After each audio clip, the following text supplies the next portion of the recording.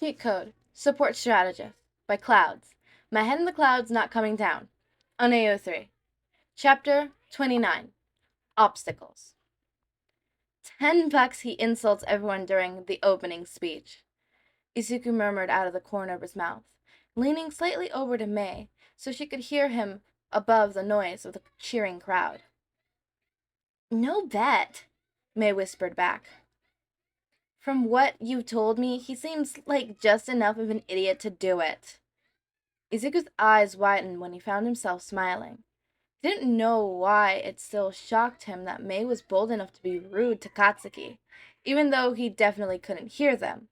But a part of him was still irrationally afraid of what would happen when his old bully somehow discovered what she said. He shook his head, and both of them straightened up attentively as Katsuki slouched up to the stairs and took his place at the mic. He glared at the other students, and even at the audience as Class 1A shuffled nervously, shooting each other concerned look. Well, at least they had enough time to get to know their classmates. I just want to say, Katsuki grumbled, I'm gonna win. Mei grinned at him before loudly joining at the booing from other students, and Izuku couldn't help the surge of power he felt as he did the same. Sure, it wasn't a big thing, just a few yells. It wasn't like he was actually fighting Katsuki or anything, but still, it felt huge.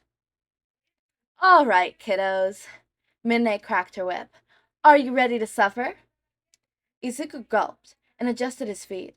His training with Shinso had made him a lot faster than he'd hoped, strong enough to deal with whatever Nezu had in mind. Speaking of Shinso, he glanced over to see him sitting up politely, conversating with other Gen Ed and business students, playfully bumping shoulders with some or holding eye contact just for a second too long with others, and Izuku gave him a proud smile, which he returned with a smirk. Assuming he made it past the first round, which Izuku didn't doubt he would, the distractions would make him much more difficult to fight head on. To each other's sides, Hatsume was fiddling with one of her babies, with her screwdriver. Izuku caught her eye, and she gave him a manic grin. Izuku knew if he asked, either she or Shinso would help him in a heartbeat. But he couldn't bring himself to get in their way. Mei needed to use this round to catch the eyes for future investors, and Shinso needed to prove himself to the hero teachers watching. Izuku wasn't a part of those goals. But that didn't mean he was going to come at it with everything he had. Determination filled his eyes, and he found himself smiling slightly as Midnight announced the obstacle course and began counting down. He wasn't just Deku anymore. He was cheat code. He was capable of so much more than he'd led to believe his whole life. He could do this. Begin! The moment that Midnight called the race, Izuku immediately began analyzing. The first obstacle was obviously the door itself. There was a slight chill, and all Izuku could think of was Todoroki, before a thick layer of frosted started racing across the ground towards him, and it was only the quick instincts from years of having to avoid explosions that had him jumping up in time to avoid getting frozen to the ground. Checking in on his friends, he was relieved to see Shinso was already ordering some of the people who had escaped to carry him through the crowd on his shoulders. And Mei was doing even better as she used her hover boots and jetpack to glide along the ice and race to the front of the group. Izuku shook his head and ran forward, doing his best to avoid slipping and having to grab onto other competitors for balance. He ended up on his butt a few times, and the front runners had already reached the next obstacle by the time he finally passed the slick ice patch. He heard a few screams and a loud crashing sound, and pushed himself faster. He couldn't afford to fall behind this early in the race. He slid to a stop as a laser oriented the ground in front of him, and he had to roll into a sloppy double as he sort of rock was thrown at him. Izuku let out an embarrassing squeal as he realized that he was being attacked by the stupid robots from the entrance exam. There were even 0-pointers. Was Nezu trying to kill them? Izuku internally thanked Nezu for assigning him to analyze the first years, though. He'd watched dozens of the students fight these things and paid attention on how they took them down, which meant that he knew their weaknesses. He just had to figure out a way to take advantage of them, which was going to be difficult to do without any weapons. He frantically glanced around and tried to see if he could use the surrounding rubble as a weapon, but after trying to pick up the shear of metal that almost immediately falling flat on his face, Izuku realized he didn't have quite enough muscle for that plan to work, which meant he was back to square one. He was back to being a stupid, quirkless, worthless Deku who couldn't even fight robots because he didn't have a weapon. And it's not like he could just use the arena as a weapon like he had in USJ. Izuku's thoughts sorted to a stop, and he giggled hysterically in disbelief as he pulled his phone out of his Ziploc packet in his gym pants. He ended up bringing it along to take selfies with May between rounds, and because after hacking for almost a year, the idea of being completely without technology made him slightly nervous. He'd gotten a heavy-duty case, as well as some other personalized modifiers, so he wouldn't be as worried about breaking it. But now, he couldn't help but be grateful that his anxiety had convinced him to bring it along. But was he actually stupid enough to pull this off? Yes. Yes, he was. Is that student seriously texting? Eraser's tired voice echoed over the speakers, and Izuku winced in embarrassment, but kept working. Hacking from his phone was a little harder than an actual computer. Never mind that. It was way harder. But if he could just take control even of a single robot, it would have been worth it. Well, I wouldn't trust him to be doing anything that innocent, Mike announced gleefully. That, listeners, is Izuku Midoriya from the support course. Those of you with sharp eyes may have already noticed his friend Mei Hatsume, who used the flamethrower on those Pecky's box. Midoriya, however, has a different specialty. Izuku almost cheered as one of the one-pointers, which thankfully had a little less security than the most dangerous bots, suddenly stopped and beeped happily as his eyes turned from red to green. He didn't waste any time climbing on top of the bot's shoulder and letting it race him through the battlefield. He had used the laser system on a few enemy bots, but thanks to his previous analysis, he knew exactly where to aim to take each one down with one hit. All in all, Izuku managed to pass the second obstacle in under half the time it would have taken him to pass the first. The fact that the one-pointers focus on speed rather than firepower ended up being a huge advantage as well, since Izuku was able to just hitch a ride all the way to the next obstacle, passing dozens of students, including a few from the hero class. He ended up reaching the edge of a pit just as Mei was clearing it. He couldn't see Shinso, so he could only hope that the extra credit project was doing well. But he didn't have time to worry about that at the moment, because he had to figure out a way to cross a fully sized cannon.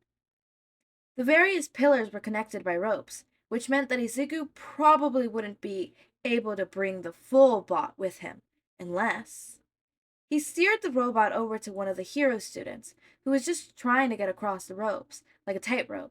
He jumped off the robot and grabbed her by the collar before she could get far, or worse, fall. Uraraka, right? Izuku forced himself to ignore her panic at being so bold. You have an anti-gravity quirk, right? Uraraka looked at him suspiciously. How do you know that? Entrance exam, Izuku answered, evasively. Would your limit be enough for this? He jerked a thumb back to the robot. If you remove its gravity, I can maneuver it across the ropes without falling, and we could ride it all the way to the next obstacle.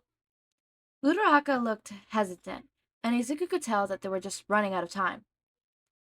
It's faster than walking, he tried. And we don't know what the next obstacle is, so maybe a robot would be helpful. So, deal? He smiled and held a hand, hopeful. Uraraka only hesitated another second before grabbing his hand with a determined smile of hers. Deal. And how did you get a robot? Hacked it, Izuku answered. Ready? Uraraka shook her head in disbelief. Sure, why not? Just float the robot that the random guy apparently stole. Sure. Hey, it's not that bad, Izuku pouted, but didn't have time to argue further as the robot started to float ominously. He clambered back onto its shoulders and lent Uraraka a hand to climb up beside him. The extra weight from the two of them kept the robot from touching the ground, at least slightly, and Izuku hurriedly picked up his phone again and started guiding it across the ropes. And that, listeners, is called teamwork, Mike announced proudly. And between courses, too. Aren't you proud of your student, Eraser? Why should I be? Eraser answered coolly. Working with support professionals is common sense for any hero, so if Uraraka wasn't smart enough to take advantage of such an opportunity, she wouldn't be in the hero course. Oh, Mike yelled. And that's coming from the teacher with the highest expulsion rate at UA, so take that to heart, kids. Still, I wonder if we're looking at a future business partnership? That would honestly depend if Uraraka could handle Mei, Izuku chuckled, as he got back to devoting his full attention to controlling the robot. It took him a second to get used to, and at one point they almost fallen, and they were saved by both of them grabbing onto the rope. But after that, Izuku figured out it was best to save the bot, basically grabbing the rope and pulling itself along, rather than rolling along like it normally would if it would be on solid ground. Once they got the hang of it, it didn't take much time to clear the drop, and even less time to speed to the next obstacle after Uraraka returned the robot's gravity. Izuku stopped the robot a few yards back from the start of an invisible buried mines, and turned to Uraraka, slapping the side of his robot as he spoke. This guy's armor isn't great, he explained, but I'm probably still going to try just driving across and seeing how it goes. You're welcome to join me, but I'll probably be safer on my own, she finished, and nodded in understanding as she jumped to the ground. That's all right. It was fun while it lasted. Thanks for your help, Midoriya? Right? That's what Mike Sensei said. Izuku smiled brightly. Yeah, good luck. Right back at you. Uraraka jumped her fish in determination. See you in the next round, Midoriya. Oh, okay. Izuku waved her off as he left, then shrugged and started rushing forward as fast as he could. Not that he thought speed would really make much of a difference. Let's do this. After he hit the first mine, there was a split second when Izuku thought his plan was actually going to work. That second ended when Izuku found himself 10 feet in the air as the shattered remains of the robot came hurtling down around him. His grunt hard as he hit the ground. So much for that plan. Oh, that looked like it hurt, Mike called.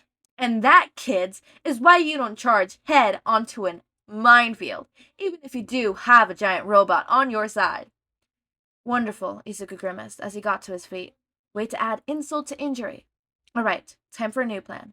The safest plan would be to go through the field slowly like everyone else was. But Izuku wasn't sure exactly how many people were ahead of him.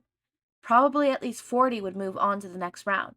But he didn't know where he fell in that unless he found a better way to pass the obstacle. So Izuku glanced around, sighed in exasperation, as even more insane planning formed in his head. Good thing he was used to Katsuki's explosions. Otherwise, this was going to hurt. Actually, it was probably going to hurt anyways, but no pain, no gain, right? As he dug up mines, Izuku seriously wondered if he'd lost his mind. Was he seriously about to use pieces of scrap as sled and jump onto a pile of explosives? He'd known Katsuki for years. He knew how stupid that was. Why was he even considering? Oh, come on, Izuku. You can't build anything worthwhile without a few explosions. Izuku grinned, actually laughing, as he grabbed a piece of ruined robot and catapulted himself straight onto the pile of mines. He had almost forgotten that Katsuki wasn't the only explosive friend he'd ever had, and these mines were obviously similar to Mei's explosions than his bullies. Her explosions lifted him up and helped him fly, literally apparently, instead of tearing down his dreams and leaving scars that would never truly go away. So yeah, maybe it hurt a little, but analysis like cheat code couldn't afford to be afraid of a few burns. Now, if only he could figure out how to land. Unfortunately, his plan ended up working a little too well, and he was rapidly approaching Katsuki and Todoroki, who were obviously in the front of the pack as the two caught sight of him. Katsuki's face obviously contorted in anger, and he launched himself forward as quickly as he could with his explosions, while Todoroki started running along an ice path that he was creating as he ran. On the one hand, Izuku could just curl into a ball and hope for the best, like he had throughout elementary school and middle school. But on the other, if he were to land too close to Katsuki, he'd be getting hurt from more than one type of explosion. So the best option was to let Katsuki stay ahead. But his little scrap sled obviously had other plans, so that wasn't going to work. That left using the two front runners to give him an extra boost, and landing ahead of them, then springing to the finish line before Katsuki could catch up. Well, good thing he wasn't in middle school, right? Knowing he'd probably regret it, he firmly planted a foot on each of his opponent's back and kicked as hard as he could, using the momentum to slam the head against the ground at the same time, trying to hit as many mines as he could. The resulting explosion launched him another 20 feet forward, and Izuku rolled as best as he could, minimizing the impact as he landed. Then he ran for his life. I hope you were rooting for the underdog, Mike screamed, because the first place winner of the first round is the support course Izuku Midoriya. I loved this, what's it called? This chapter. I really love, from the sports festival, it's one of, I think it's one of my favorites. I really love the obstacle course and then the battles, the third round. I don't like the second round. A hot take, I really don't like the second round. I just personally don't like it because I know writing it is going to be a pain in the ass. And I find it the less interesting one out of the three. Like, it's at the bottom, right? With the obstacle course being second and then the one-on-one fights being first for obvious reasons. But yeah, that's my hot take. I really don't like the second round, so can't wait for the next chapter. Izuku winning. That's all I gotta say. Izuku winning. Clearly, I don't have anything that I want to say, like truly want to say, so I'm just trying to fill the time with words. just throwing word vomit out there. As always, make sure to eat, sleep, drink water, take your meds, have a wonderful day or night. Join our community Discord server, link is in the description. Subscribe to see more of my content, and thank you so much for watching.